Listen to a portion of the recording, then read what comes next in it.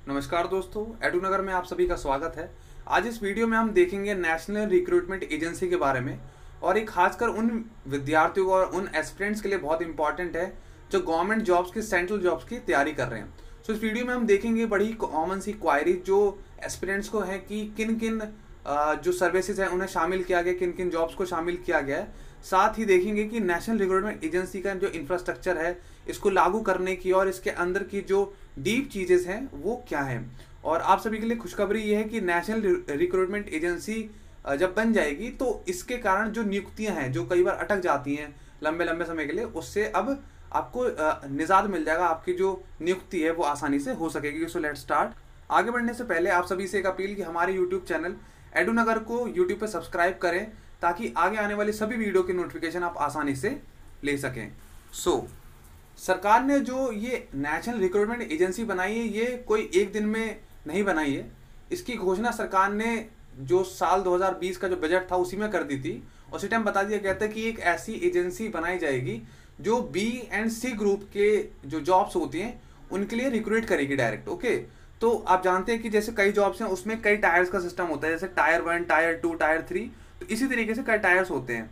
तो national recruitment agency क्या करेगी कि सभी जो सेंट्रल जॉब्स हैं, ओके, जो सेंट्रल जॉब्स हैं उनके लिए एक कॉमन एंट्रेंस रखेगी, कॉमन एंट्रेंस टेस्ट रखेगी, जिसके द्वारा होगा क्या कि जो टायर फर्स्ट था सभी एग्जाम में जो टायर फर्स्ट का जो पहला जो पड़ाव होता था, सॉरी आज थोड़ा सा मेरा ये जो पेन है वो काम नहीं कर रहा है तो आप थोड़ा सा मैनेज कर लीजिए।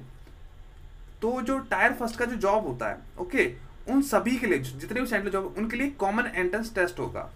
पहले क्या होता था, जो अभी का मतलब अभी का जो करंट सिस्टम है वो इस तरीके से है कि अगर आप IBPS की तैयारी कर रहे हैं, ओके, तो ये पूरी तरीके से अलग होगा SBI बैंक PO से। ओके, तो ये पूरी तरीके से अलग होते हैं सिस्टम।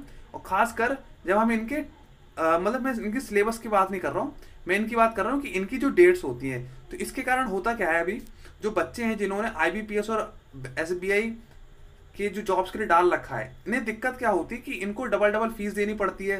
साथ ही जो इनका जो डिस्टेंस इनको जो ट्रैवल करना पड़ता है, इसके कारण बहुत सारी जो कॉमन एस्पिरेंट्स हैं उन्हें दिक्कत होती है। तो सरकार ने एक तो कॉमन एस्पिरेंट्स की भलाई के लिए और उनकी जो सहूलियत है उनके लिए, साथ ही सरकार को इससे जो रेवेन्यू का जो घाटा होता था, क्योंकि जब आपको जो आपको एग्जाम कराने होते हैं किसी भी गवर्नमेंट जॉब के, तो आपको वहाँ पर जो टीचर्स हैं वो रखने पड़ेंगे, एग्जामिनर्स हैं वो रखने पड़ेंगे। तो इस तरीके से सरकार को बार बार ये चीज़ें रखनी पड़ती थी, इससे सरकार को भी रेवेन्यू में घाटा होता था।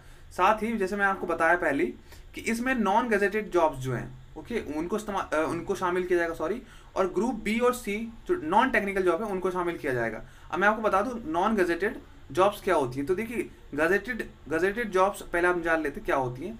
तो गजेटेड जॉब वो होती हैं जिनके अंदर कोई भी ऑफिसर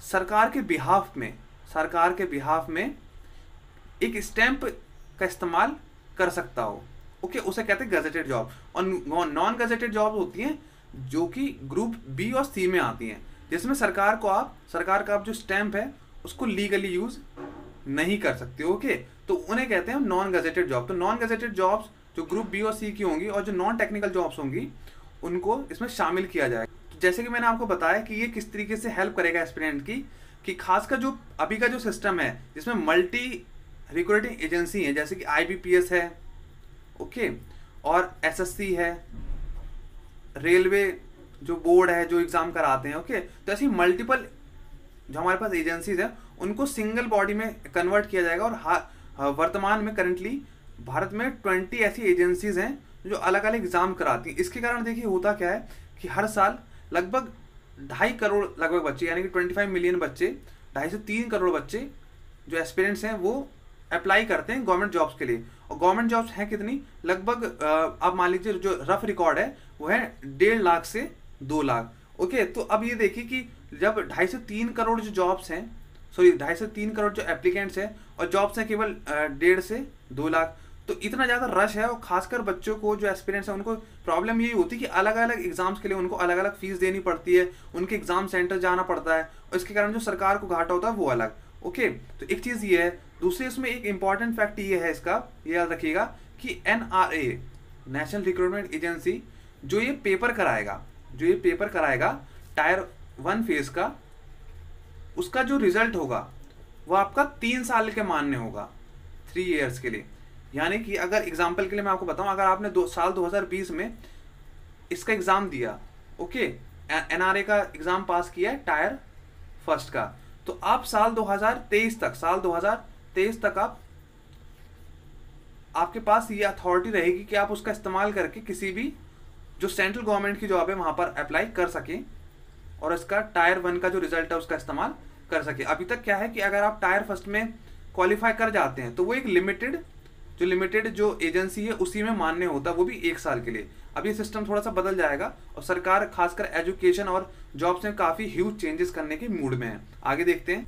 साथ ही ये जो एनआरए है इसमें अभी तक सरकार ने कोई लिमिट नहीं बताई है, ओके। तो यहाँ पे अभी तक लिमिट नहीं है कि आप कितने अटेम्प्ट यहाँ पर अपने कर सकते हैं, ओके। तो अभी ये अटेम्प्ट लेस है, यानी कि यहाँ पर अभी आप कितने भी अटेम्प्ट कर सकते हैं। साथ ही इसमें अलग अलग जो लेवल्स होते हैं, यानी कि ग्रेजुएशन से लेकर आपकी 12th और 10th तक, यानी कि अगर आप ग्रेजुएट हैं तो उसके लिए जो सेंट्रल जो सर्विसेज हैं, यानी कि जो सेंट्रल जो जॉब्स हैं उसके लिए अलग एनआरए कराएगा, और जो 12th बेस्ड हैं उनके लिए अलग कराएगा और 10th बेस्ड के लिए अलग कराएगा। लेकिन जैसे ही आप इन तीनों में से किसी का भी एक कर लेते हैं, एग्जाम्पल के लिए अगर आपने ग्रेजुएशन का कर लिया तो ग्रेजुएशन बेस के अगर अगले 3 साल तक कोई भी जॉब आती है तो आप उसके लिए उसमें क्वालिफाई होंगे अपने टायर फर्स्ट के रिजल्ट के साथ, ओके। एग्जाम्पल के मैं आपको दोबारा समझाता हूँ कि अगर 2020 में आपने ग्रेजुएशन बेस से टायर फर्स्ट में अप्लाई करा और आपने वहाँ क्वालिफाई कर लिया, तो आप उस टायर 1 के रिजल्ट के साथ ग्रेजुएशन की अगर जितनी भी जॉब निकलेंगी 2023 तक उसका इस्तेमाल कर सकते हैं अगले 2023 तक की जितनी भी जॉब निकलेंगी। इसी तरीके से 12th में सिस्टम बन जाएगा, इसी तरीके से 10th पास जो जॉब्स होती है उनमें। मैंने आपको बता दिया जैसे कि ये 3 साल के लिए वैलिड होगा। और प्राइम मिनिस्टर नरेंद्र मोदी ने इस जो कदम है एनआरए को बनाने का, इसको बोला है कि ये बूंद साबित होगा, यानी कि बहुत महत्वाकांक्षी शामिल होगा। जो यंगस्टर हैं, जो एस्पिरेंट्स हैं, जो यंग एस्पिरेंट्स हैं, उनके लिए बहुत इंपॉर्टेंट साबित होगा। अब हम थोड़ा सा इसका स्ट्रक्चर समझ लेते हैं कि एनआरए यानी कि नेशनल रिक्रूटमेंट एजेंसी का किस तरीके से स्ट्रक्चर होगा। तो सबसे पहले इसमें जितने भी जो डिपार्टमेंट शामिल किए जाएंगे उनके सदस्य होंगे। स्टार्टिंग में बताया गया कि इसमें ministry of railways, okay, ministry of finance या डिपार्टमेंट ऑफ फाइनेंस से जो लोग होंगे वो जाएंगे, और स्टाफ सिलेक्शन कमीशन से वो लोग जाएंगे, और आरआरबी से लोग जाएंगे, और आईबीपीएस से जाएंगे। तो स्टार्टिंग में देखिए सरकार ने अभी जो हाल फिलहाल में जो एनआरए का जो गठन किया है उसमें स्टार्टिंग फेज में 3 इसके अंदर एजेंसी शामिल की गई। पहली एसएससी, दूसरी आरआरबी यानी कि रेलवे रिक्रूटमेंट बोर्ड, और तीसरा है आईबीपीएस। तो इन तीनों के तो मेंबर होंगे, ओके। साथ ही मिनिस्ट्री ऑफ रेलवेज और मिनिस्ट्री ऑफ फाइनेंस के भी जो लोग हैं वो इसके अंदर शामिल होंगे,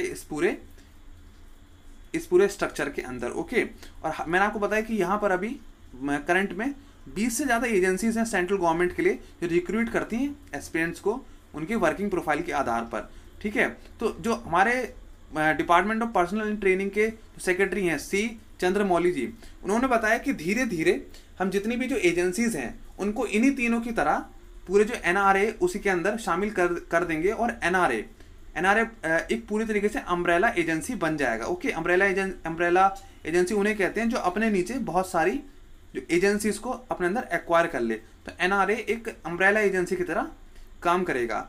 और अगर कई बच्चों को क्वायरी है कि क्या यूपीएससी और स्टेट पीसीएस को इस एनआरए में शामिल किया जाएगा, तो इसका जवाब है नहीं, क्योंकि इस एनआरए में बोला गया सीधे से कि जो ग्रुप बी और ग्रुप सी जो जॉब्स होती हैं, ओके, ग्रेड बी और जो ग्रेड सी की जो जॉब्स होती है केवल उन्हीं को शामिल किया जाएगा। यूपीएससी और जो स्टेट पीसीएस होता है, ओके, ये ए ग्रेड की जॉब्स होती है, ये हमेशा ध्यान रखिएगा। तो जो ए ग्रेड की जॉब्स हैं ये इसमें शामिल नहीं की जाएगी। लेकिन इसके संग एक और फैक्ट ये भी है कि गवर्नमेंट ने एक कमेटी बनाई थी। उस कमेटी का काम ये था कि उसको ये बताना था कि हम कब तक जो आईएएस या यूपीएससी जो सिविल सर्वेंट जो चूज करता है उनका जो एग्ज़ाम है वो किस तरीके से हम जो स्टेट पीसीएस है उनके संग हम लिंक करके कंडक्ट करा सकते हैं। तो सरकार को एक रिपोर्ट ये प्रपोज कर दी गई, उनको सबमिट कर दी गई है, और अनुमान है कि साल 2021 के एंड तक या साल 2022 तक सरकार ये रिपोर्ट लागू कर दे और जितनी भी ग्रुप ए की जो जॉब्स होती है उनके लिए भी एक सेंट्रलाइज सिस्टम आ जाए। ओके, तो सरकार काफ़ी चीज़ें सेंट्रलाइज करने के चक्कर में है, क्योंकि इससे बहुत ज़्यादा दिक्कत होती है स्टेट पीसीएस और जो आईएएस है यानी कि यूपीएससी को कोऑर्डिनेट करने में। तो सरकार ए से लेकर ग्रुप सी तक सभी चीज़ को सेंट्रलाइज करेगी, लेकिन अलग अलग तरीके से। ओके, तो ग्रुप ए को करेगी 2021-22 तक जो अनुमान है, और ग्रुप बी और सी को जो सरकार प्लान है सरकार का, वो इसी साल तक सरकार कर देगी। ओके, साथ ही सरकार ने यह भी बताया है इस पूरी प्रेस ब्रीफिंग के दौरान कि पूरे देश में कम से कम जितने भी डिस्ट्रिक्ट हैं उनके अंदर एक एक सेंटर बनाए जाएंगे, ताकि जो टायर 1 का जो सिस्टम है वहाँ बच्चे आसानी से उसके एग्ज़ाम दे सकें, जो बच्चों को दूसरी जगह पेपर देने ना जाना पड़े। ओके, तो ये सरकार ने अभी प्रपोज किया है, लेकिन अभी ग्राउंड रियलिटी ये है कि कई जो ज़िले हैं उनमें आसानी से ये उपलब्ध नहीं हो सकता। तो सरकार ने बोला है कि जो 117 एस्पिरेशनल जो डिस्ट्रिक्ट्स होंगे, ओके, जो 117 एस्पिरेशनल डिस्ट्रिक्ट्स होंगे, जो सरकार ने पिछले साल ही लॉन्च करी थी कि 117 हमने एस्पिरेशनल जो डिस्ट्रिक्ट हैं उनको चूज़ करा है, जिनके आधार पर हम उनको थोड़ा सा डेवलप करेंगे, जिससे आसपास के जो डिस्ट्रिक्ट हैं उनको ही फ़ायदा हो सके। ओके, तो सरकार ने बोला कि हम 117 जो डिस्ट्रिक्ट हैं उनमें तो सबसे पहले हम पहुंचाएंगे। साथ ही हमारा जो लक्ष्य रहेगा वो ये है कि जितने भी डिस्ट्रिक्ट्स हैं, ओके, जो हमारे 600 प्लस जो डिस्ट्रिक्ट्स हैं, उन सभी जिलों में एक एक सेंटर ज़रूर रहे, ताकि स्टूडेंट या एस्पिरेंट्स को किसी तरीके की दिक्कत ना हो। ये था इस वीडियो का अंत। आई होप कि आपको सारी चीज़ें आसानी से क्रिस्टल क्लियर हो गई होंगी। अगर आपको वीडियो पसंद आई हो तो लाइक करें, सब्सक्राइब करें और चैनल को सब्सक्राइब करना बिल्कुल भी ना भूलें। Okay, thank you.